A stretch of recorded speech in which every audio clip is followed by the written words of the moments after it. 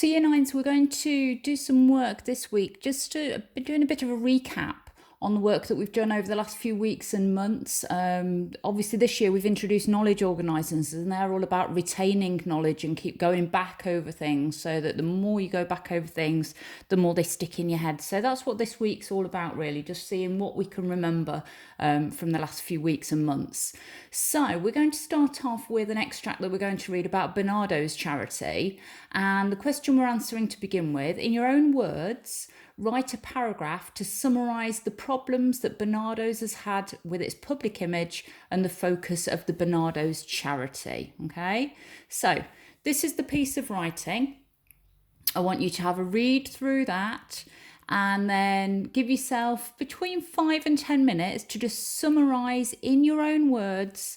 Let's just go back and look at that question. The problems that Barnardo's has had with its public image, so the way that it's seen by the general public, and the focus of the Barnardo's charity. So have a read through of that and give yourself about 5 to 10 minutes to answer that question. Just one paragraph summarising in your own words. What are the problems that they faced? Okay, so put this on pause, do that, and then we'll move on.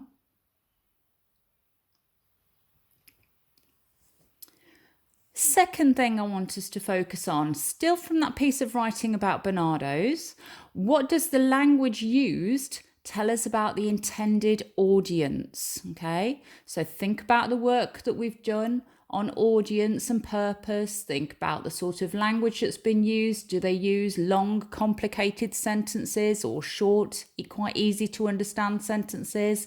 What sort of length are the paragraphs? What about the complexity of the vocabulary used? Have they got really difficult words in there? Or is it all fairly basic and easy to understand? Have they got slang in there? Have they got shortened words in there? Think about all of those things, and what does it tell us about the intended audience? And as it says, give some examples.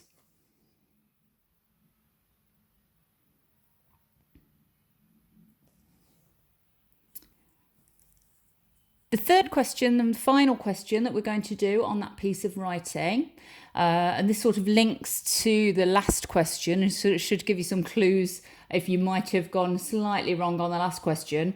How would Barnardo's need to change this information if they wanted to appeal to a teenage audience? So that gives us the idea that it wasn't a teenage audience that they were appealing to originally. So what would they need to change if they were to appeal to a teenage audience? Give 3 examples of what changes they could make.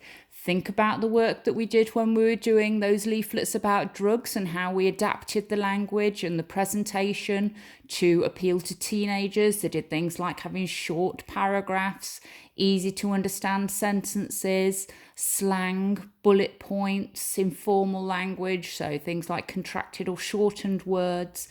What changes could Barnardo's make here? Give 3 examples of things that they could do.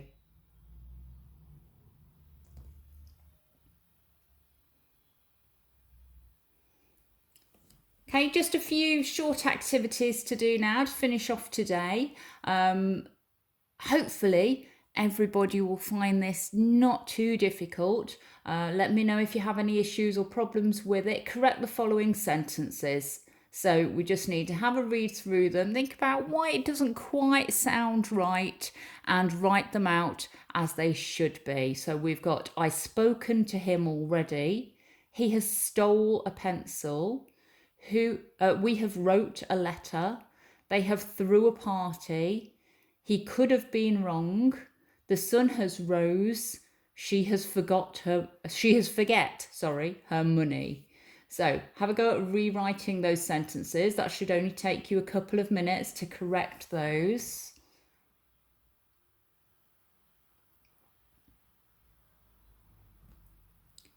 So the answers then: I have spoken to him already.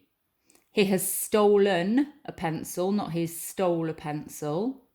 We have written a letter, not we have wrote a letter. They have thrown a party, not they have threw a party. He could have been wrong, not could have. Lots of people make mistakes with that. The sun has risen, not the sun has rose. and she has forgotten her money. Okay.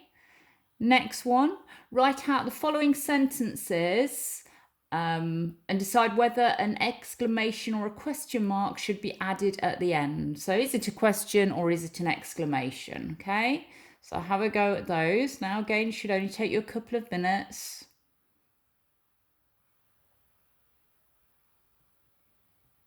So here's our answers then. What is that? Obviously, that's a question. The building is collapsing. We need an exclamation mark at the end of that. It's a shocking thing. Put that down before I get mad, so you can see there's some passion, some anger in that sentence. So we need an exclamation mark at the end of that. Oh no, I've forgotten, exclamation mark. Is the bus going to be late? Obviously a question. What time is it? Another question. Good heavens, an exclamation. This chocolate tastes disgusting. Again, we're saying it with some passion in our voice, so we need an exclamation mark at the end. Leave him alone, a command, needs an exclamation mark at the end. And then the final one, can I have toast for breakfast? Hopefully we got that right again. That's a question. Prepositions then. So write a sentence starting with the following prepositions. So prepositions telling us where something is. So above, through, behind. So we've got above the clouds, something. Through the door, something. Behind the door, something.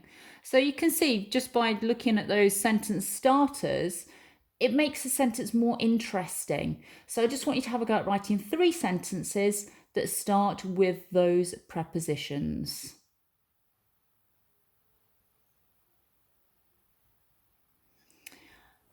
And then finally today, embedded clauses. So we're going to add embedded clauses to the following sentences. So embedded clauses, just a reminder, sometimes call them subordinate clauses, but they're embedded when they're within a sentence. A subordinate clause can be at the beginning or the end of a sentence, before or after the main clause. When it's embedded, it's in the middle of the main clause. So we could have the boy ran to the park, but then we embed who was in a hurry. We're embedding, putting in that extra information. So the boy, comma, who was in a hurry, comma, ran to the park. We always have commas either side of that subordinate clause to separate it from the main clause. Okay? So we've got 3 sentences. The girl ran down the road. The house stood on the top of the hill. The door creaked as it opened. All you've got to do is to put an embedded clause, so a subordinate clause giving more information in the middle of those 3 sentences. And obviously they still need to make sense. So again, we could use the example, the boy who was in a hurry ran to the park. The girl who was running away from the boy ran down the road. So we could have a go at something like that. So have a think about how we can make those sentences more interesting by putting in embedded clause. That's everything for today. We'll carry on with some more activities like this later in the week. Again, as I say every time, if you've got work that you're happy with, that you want to send me, you want me to have a look at, email it to me, take a photo of it, get parents to send it, put it on folder under Miss Clement's English, and I will find it. It would be lovely to see what you've been doing. Okay, well done.